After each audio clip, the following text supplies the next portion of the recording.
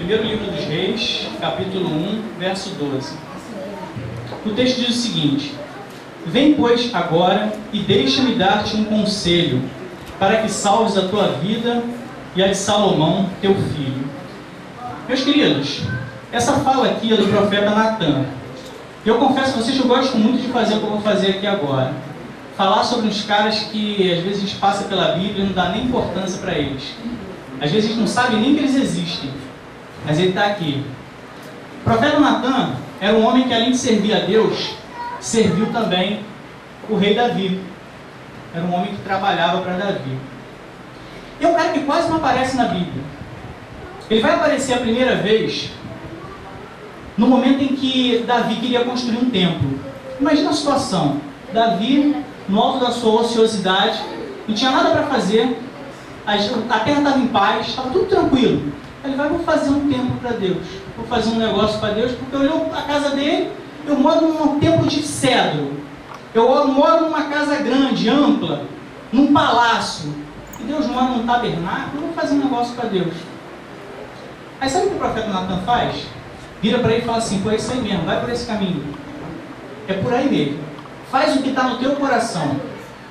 Só que ele é um profeta de Deus. Deus chama ele no canto e fala assim: olha só, não é nada disso que eu quero. Volta lá em Davi e fala isso. Dentre o isso que ele falou para Davi, estava algo do gênero: eu não pedi nada para você. Eu não pedi para você fazer coisa nenhuma. E ele vira para Davi e vai lá e fala. O profeta Natan reproduz aquilo que Deus pediu para ser falado. Agora se coloca no lugar de Natan. O cara já tinha confirmado para Davi: olha só, faz o templo. Aí depois ele vai ter que voltar e falar: não faz o templo. Que situação constrangedora para um profeta. Você não acha isso? Agora imagina a situação dele como profeta de Deus, teve que voltar atrás na sua própria palavra. Sabe a primeira lição que a gente tira na vida de Davi, de Natan? Ser verdadeiramente profeta de Deus. Ser um homem que capaz de voltar atrás na sua própria palavra para que a palavra de Deus seja manifestada. Porque se a gente olha para a nossa vida, olha o que a gente tem vivenciado por aí, as pessoas têm batido o pé para pregar a sua própria palavra. E depois é incapaz de defender aquilo que Deus quer que seja falado. Eita glória! O profeta Natan foi capaz de se rebaixar, se humilhar, falar: Davi, olha só, lembra aquilo que eu falei lá, que era para você seguir em frente? Não é nada disso não. Deus falou: só eu não te pedi nada, você não tem que fazer nada, eu não quero habitar em templo, isso não é obra para você, é para o teu filho Salomão. Esquece isso. Natan teve a humildade que muitos de nós não temos, de voltar naquilo que ele já tinha dito. Sabe onde é que Natan vai aparecer novamente? Naquele grande pecado que Davi cometeu, que todos nós conhecemos. Lembra contra Urias? Lembra? Aleluia a Deus. Sabe o que Davi fez, para quem não lembra dessa história? Davi olhou para uma mulher do terraço, cobiçou aquela mulher, adulterou com ela, depois ainda armou uma cilada para o marido da mulher morrer. Olha só, Davi, um homem segundo o coração de Deus, cometeu essa atrocidade. Sabe quem teve peito para chegar lá para Davi e falar: só está errado? Natan. Um cara que a gente nem sabe que está na Bíblia. Um cara que a gente não dá nada por ele. Sabe o que a gente aprende com Natan nesse episódio, quando ele corrige Davi? A gente pregar, a gente denunciar o pecado, independente para quem seja. Aleluia! Olha para a tua vida no trabalho. Você vê o teu patrão errando, você é incapaz de falar para ele: olha só, está errado. Isso é verdade! Você é militar. Você chega para o teu comandante e vê o erro que ele está cometendo, você é incapaz de chegar para ele e falar: comandante, você está errado. Que coisa linda! Eu posso dizer isso, meus irmãos, apesar dessa barba aqui, eu estou de férias, tá? Eu sou militar. Algumas vezes eu tive o dissabor de ter que dizer que o meu comandante ou meus subcomandantes estavam errados. Você compra uma briga sem precedentes. Algumas vezes eu confesso aqui diante de Deus, diante dos irmãos, que eu tive medo e não fiz. Outras vezes eu fiz e comprei briga. Agora se coloca no lugar do profeta Natan. Natan tinha que se colocar diante do rei. E Davi, não pense você que Davi era bonzinho não, era um homem sanguinário.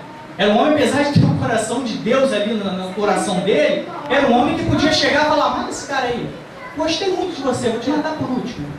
Ele era desse tipo. Aí você chegar diante dele e falar, você está errado. A gente aprende, sabe, com o profeta Natan, um cara aparentemente insignificante dentro da palavra de Deus, que nós temos que falar a verdade, seja para quem for. Aleluia, Deus! Meus queridos, ele vira para Davi, ele não chega diretamente e fala assim, Davi, você está errado. Ele não chega e fala isso. Natan é um homem inteligente, sábio, usado por Deus. Ele cria toda uma situação, cria uma parábola semelhante ao que Davi tinha feito. Quando Davi reconhece que todas aquelas atitudes contadas por ele eram erradas, que aquela pessoa, aquela suposta pessoa criada por Natan, tinha errado, tinha pecado, que merecia a morte, quando ele reconheceu isso, foi que Natan chegou e falou, olha só, esse cara aí é você. Aleluia! Isso faz eu aprender a como eu lidar com meus comandantes daqui para frente. Na próxima vez que eu tiver que denunciar um pecado dentro do meu trabalho, eu vou criar toda uma situação até que eles reconheçam que o que eles fizeram foi errado, ainda que eles pensem que foi uma outra pessoa. No final eu vou falar, só comandante, isso aí foi o Senhor que fez. Glória a Deus! A gente aprende muito, meus irmãos. Eu poderia explorar aqui de uma forma tremenda. Aí a gente chega nesse texto aqui, que a gente vai finalizar aqui. A gente chega no primeiro livro dos reis, aí aparece Natan de novo.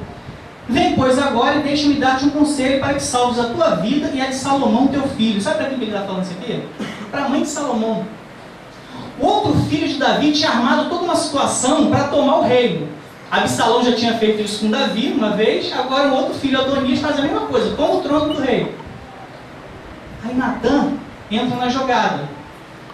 Natan vira para toda aquela situação, vai primeiro na mãe de Salomão e fala só, deixa eu te dar um conselho. Aquele conselho gerou uma audiência com o rei, ele foi lá e confirmou o que a mãe de Salomão tinha falado.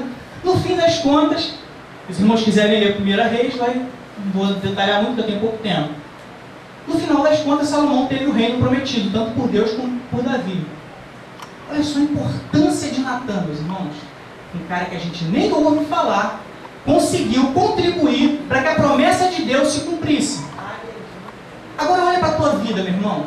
Muitas vezes a gente olha só para Davi, olha para Salomão, olha para Moisés, e a gente quer um ministério tremendo nas nossas mãos, com muitas pessoas nos seguindo. Quando pessoas como Natan, na humildade, na sinceridade, querendo fazer aquilo que Deus quer, conseguem contribuir para que aquelas pessoas que efetivamente vão ser grandes para Deus consigam completar o seu ministério. Eu olho para mim, cara, eu não tenho um ministério gigantesco, com muitas pessoas me seguindo, mas eu olho para as pequenas coisas que eu fiz. Olha para esse garoto aqui. Esse garoto bonito aqui foi embaixador do rei. Eu fui conselheiro dele. Ele era adolescente. Quando eu era menor ainda, antes de ser embaixador, era um chorão. Chorava à toa para jogar bola, porque era pequenininho. Hoje é um craque de futebol, mas era pequenininho, gostava de participar. Sabe uma coisa que me emocionou muito? Ele participa de um culto jovem junto com a Raquel, aquela que está de preto do lado da minha esposa. A Raquel contou para mim, a minha esposa, e a minha esposa contou para mim, que num culto jovem ele estava falando algo que eu tinha ensinado para ele nos embaixadores. Eu fico olhando, cara, como é que ele lembra do negócio que eu falei lá atrás? Aí sabe o que ele faz hoje? Desculpa eu estou usando teu exemplo, mas eu tenho que usar aqui, que Deus está tocando no meu coração em relação a isso. Hoje ele está fazendo engenharia na UERJ. Glória a Deus! Onde é que esse garoto vai chegar? Eu não sei. Mas eu me sinto feliz de um dia ter falado para ele, garoto, faz isso aqui que é certo, faz isso aqui que é certo. Não faz isso aí, não, isso está errado. Ainda que eu não tenha contribuído efetivamente para que a vida dele seja um sucesso, ele estudou pra caramba para chegar onde ele chegou. Mas em algum momento, eu pude me comparar ao profeta Natan, que ninguém vê, mas eu pude falar, olha só, vai nesse caminho aqui, ó. Sabe? A gente fica querendo coisas grandes, quando a gente pode ser um profeta Natan, no nosso trabalho, na escola, na igreja. Aleluia! Eu quero finalizar dizendo só uma coisa. Guarda isso no teu coração. Ainda que você esqueça todos os textos que nós tocamos aqui, lembra de uma coisa. Nós não temos que ser grandes para o mundo. Nós temos que ser grandes para Deus. Nós temos que estar onde Deus quer, não onde nós queremos estar, nem onde o mundo quer que nós estejamos. Nós não temos que falar aquilo que nós queremos falar ou que o mundo quer ouvir. Nós temos que falar aquilo que Deus quer que seja falado. Aleluia, Deus! Nós temos que ser, não aquilo que as pessoas querem que nós sejamos. Nós não temos que ser aquilo que nós queremos ser. Nós temos que ser aquilo que Deus quer que nós sejamos. Isso é ser grande. Isso não é ser grande. não é ser grande para nós, isso é ser grande para Deus. Agradeço a oportunidade, pastor, que Deus abençoe.